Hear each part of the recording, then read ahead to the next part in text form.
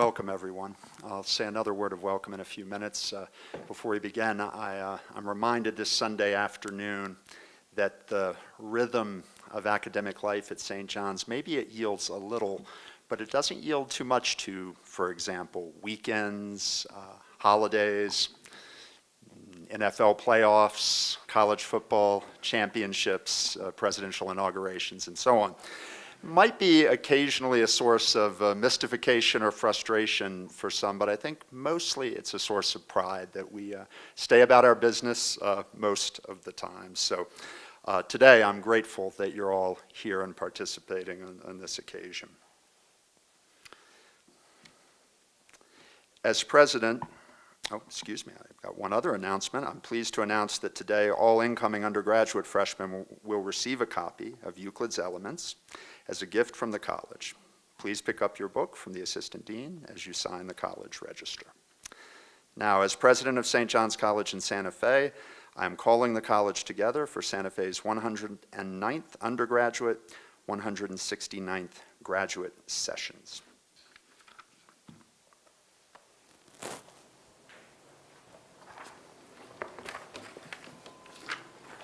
January freshmen, please rise. Dean Davis, I present our January freshman class of 2028.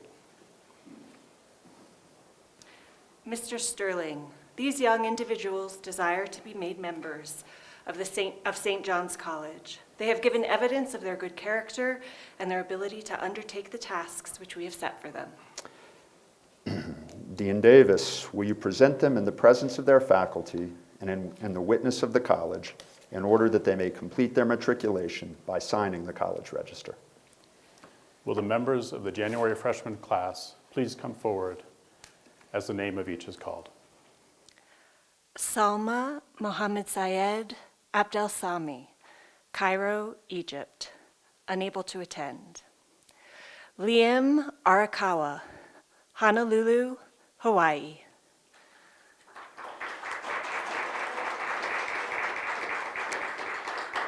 Kai Kenneth Arteaga, Albuquerque, New Mexico.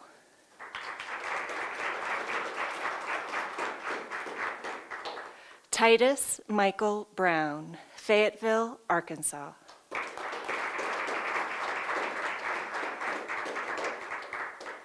Sydney Hannah Byers, Tucson, Arizona.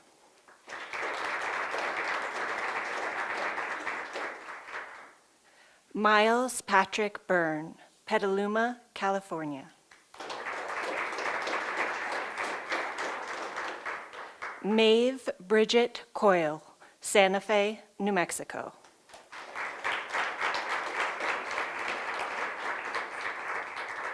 Thomas P. Dixon, Albuquerque, New Mexico.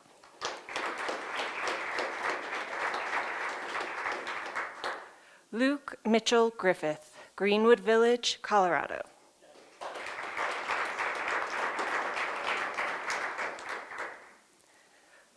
Lucas Harrison Korb, Durango, Colorado.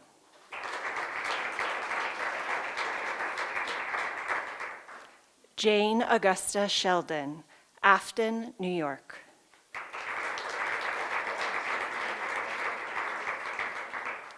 Rio Sorge, Bloomfield, New Jersey.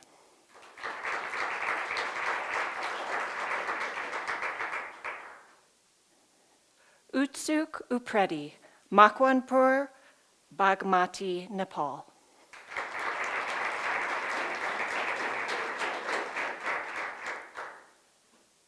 J. S. Whitlock, Falls Church, Virginia.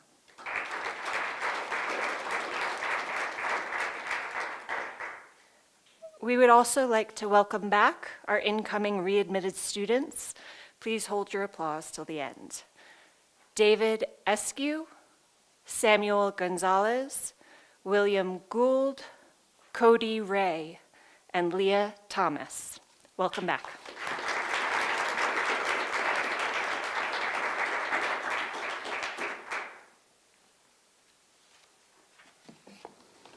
Graduate Institute students, please rise. Mr. Carl, I present the new members of the Liberal Arts Graduate Program. Mr. Sterling, these individuals desire to be made members of the Graduate Institute of St. John's College. They have given evidence of their good character and their ability to undertake the tasks which we have set for them. Mr. Carl, will you present them in the presence of the faculty and in the witness of the college in order that they may complete their matriculation by signing the college register?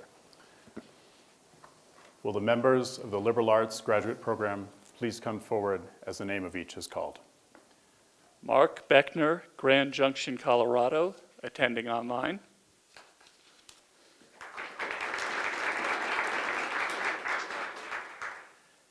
Jeffrey Buntrock, Fish Creek, Wisconsin.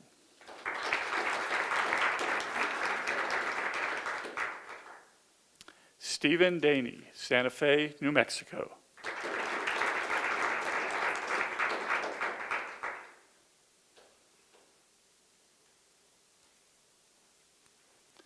Suzanne Hoffman-Dooley, Santa Fe, New Mexico.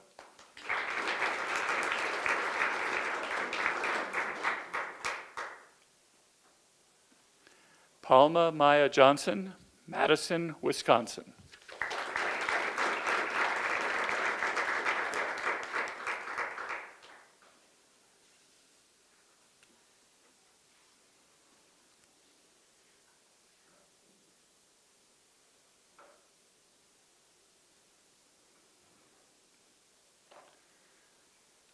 We would now like to welcome President Sterling back to the podium for his convocation address.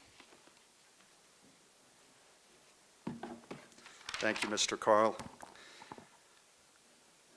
Again, welcome.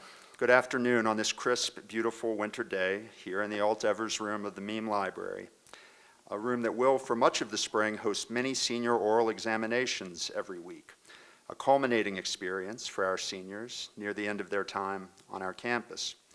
Tomorrow, you open the first chapter of a journey towards such experiences, one beginning with the terrible beauty of the Iliad and an opening question.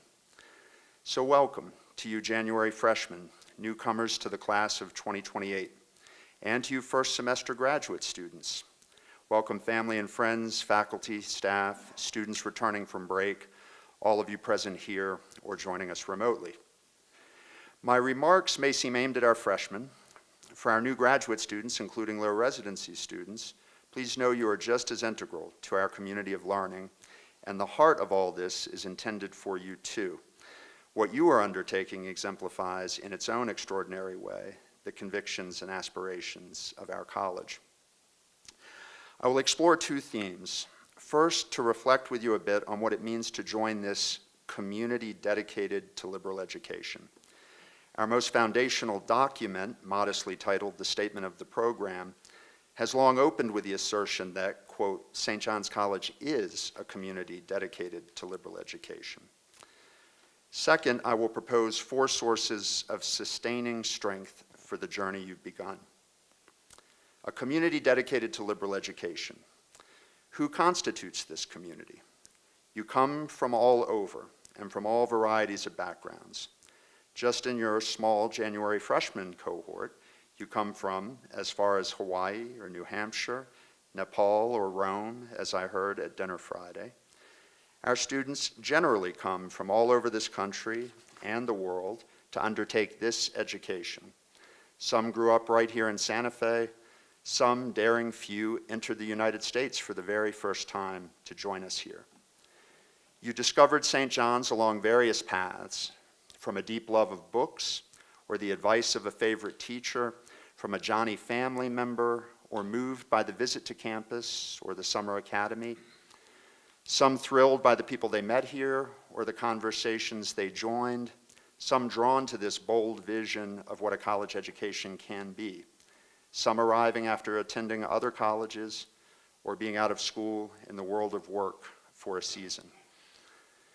The student community you join is small in a way. On this campus, 400 undergraduates, 100 graduate students, roughly. But it contains more varied backgrounds than many larger communities. And because of the shared course of study and the constant conversation together, which you have already begun, you can experience more diversity and empathize with and learn from this wide range of backgrounds, beliefs, and perspectives more than is likely in the relative anonymity and dispersion of larger and more conventional colleges and universities. We are also a campus community, including our staff and faculty who are united by uncommon dedication to the program and to your and their own learning. Our constant practice of shared inquiry requires and fosters mutual civility and respect, inclining naturally toward empathy and friendship. Such civility and respect are modeled daily in the classroom by our tutors. We do not seek facile agreement or hard-edged debate. We seek to reason together and, as our statement also says, to learn from our differences and discover our shared humanity. Radiating out from our campus, you now join the community of all Johnny alumni, whose education was shaped by essentially the same program and campus community, if varying in details, over the years and decades. And you now live in this remarkable city of Santa Fe, New Mexico, a city in which this college has found a home for 60 years now. To what are we dedicated? Liberal education. You know already you have chosen a college that aims to offer as complete an undergraduate, as complete an undergraduate education as possible in the most important respects. A complete and generous education, to borrow a phrase from Milton. That is, to go as deep as possible into the fundamental questions, to the roots and foundations of things, and to be as broad as possible in respect to the range of human faculties and fundamental domains of knowledge and life. You will be required to, or maybe better given the opportunity to, translate Plato and Sophocles from the original Greek, in which you will acquire basic competence, and you will be asked to work through Einstein's 1905 paper on special relativity, equation by equation, but not for a few years. You've got time. You will sing and analyze music, you will draw flowers and conifers and dissect biological specimens and observe light's wave-particle duality. You will study the works of Adam Smith and of Karl Marx. You will study Euclid's Elements and the genesis of and techniques of calculus. You will begin tomorrow with a seminar conversation on Homer, and then as seniors explore the works of George Eliot, Virginia Woolf, James Joyce, William Faulkner, Toni Morrison, and so much more along the way. You may be challenged by those who see in the phrase liberal education neglect of the practicalities of life, but this is a mirage. Every college and university, all of what we call higher education today, cannot avoid balancing three aims, simply put. The pursuit of truth or knowledge as an end in itself, preparation for citizenship or political life, and preparation for career or the practicalities and necessities of our work life. Liberal education properly pursued advances all three aims in a well-balanced way. The truth is that what distinguishes St. John's is not that our aims and values are unusual. It is that we are able to pursue certain widely shared values in a more uncompromising way than most educational institutions and communities. Most educators and academics, when asked, would love to have smaller classes like yours, discussion-driven classes like yours, highly self-motivated and curious students like you. They too believe all or most students would benefit from much more time with great works of literature and philosophy, read patiently and thoughtfully, and with deeper logical and mathematical study, and from many other areas that are too often neglected.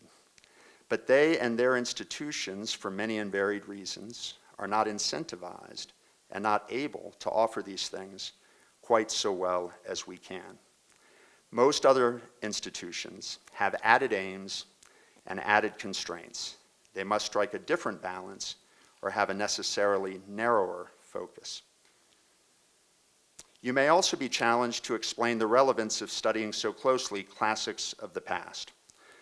I recall many years ago, hearing former Dean Eva Brand answer a parent's challenge to that effect. Why would we study these books today? In this pithy way, as I recall it, quoting from memory, "Our world is technology and democracy. Those are Greek words, and to understand our world today, you must ultimately understand its roots in Greek thought." End quote. Properly interpreted, you could almost deduce our whole program of instruction from that premise. We are not studying the past as past. We are studying the living roots or natural history of our present world. I note that just yesterday in Annapolis, Ms. Brand, the dear friend and long-serving colleague of many of us, was beautifully memorialized.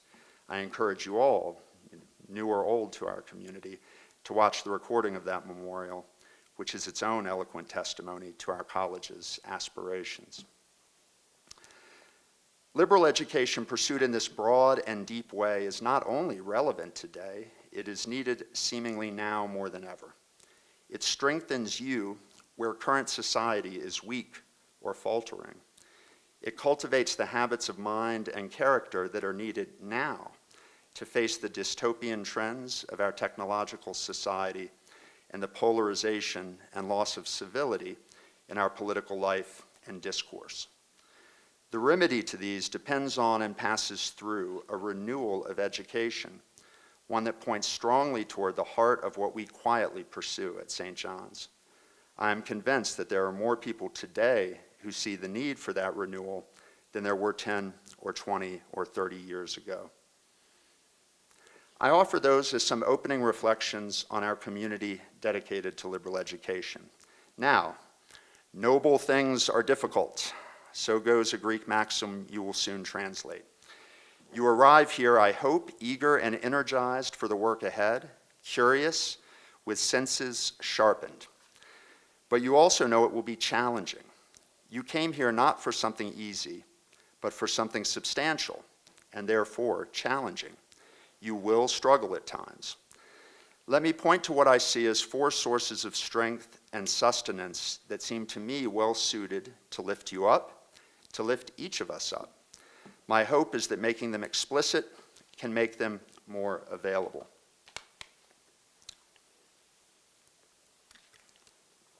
The first, perhaps easiest for us to see on the surface, is not to lose sight of the seriousness or grandeur of the work itself, its height or excellence, its depth or gravity. The works we characterize as great books and the kinds of questions you will pursue are truly impressive, often enigmatic, often dazzling and elevating. Do not let their difficulty eclipse that vision.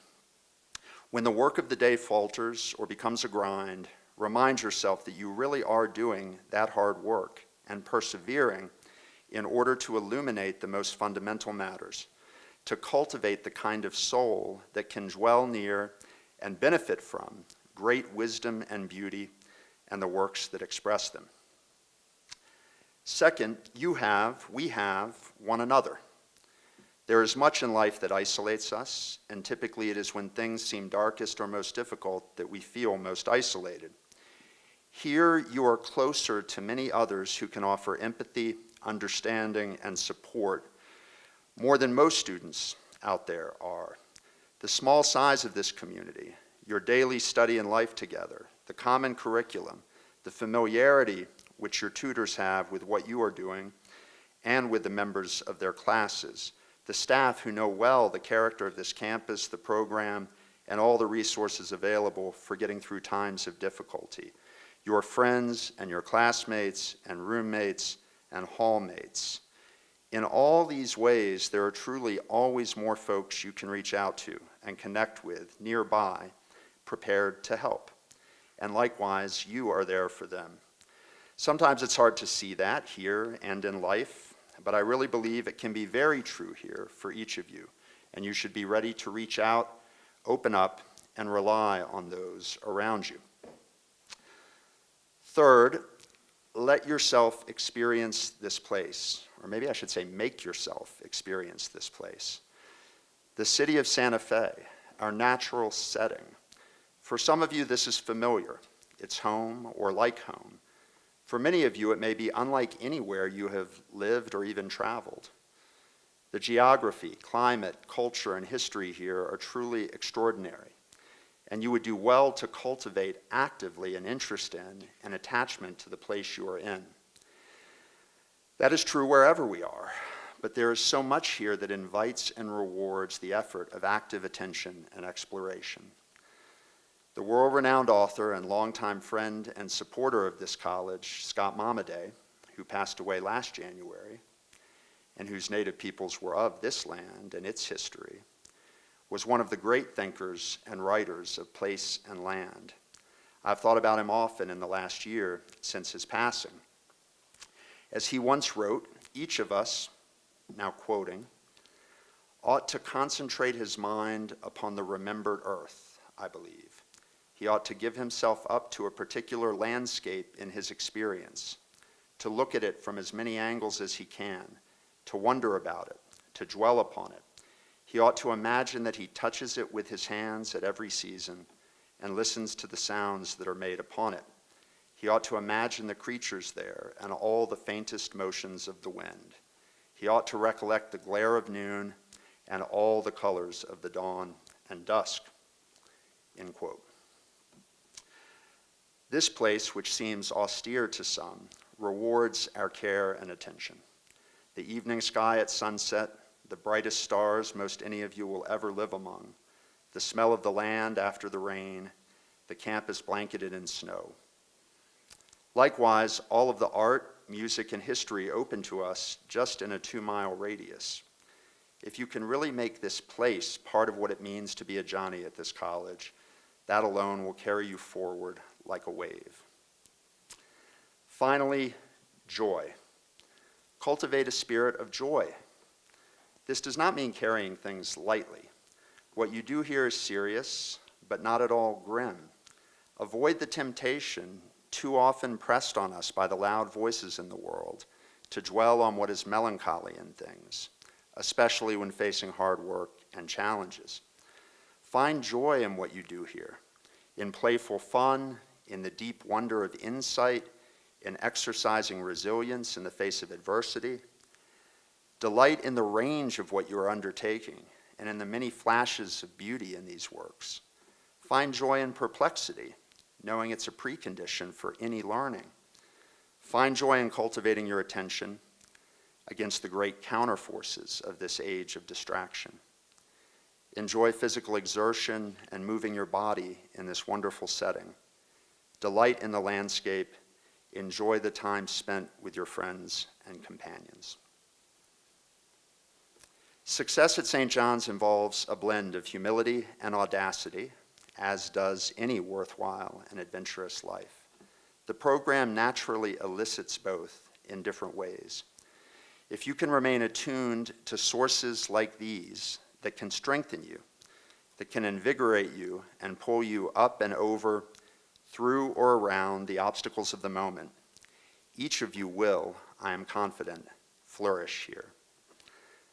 I now declare the college in session. Convocatum est.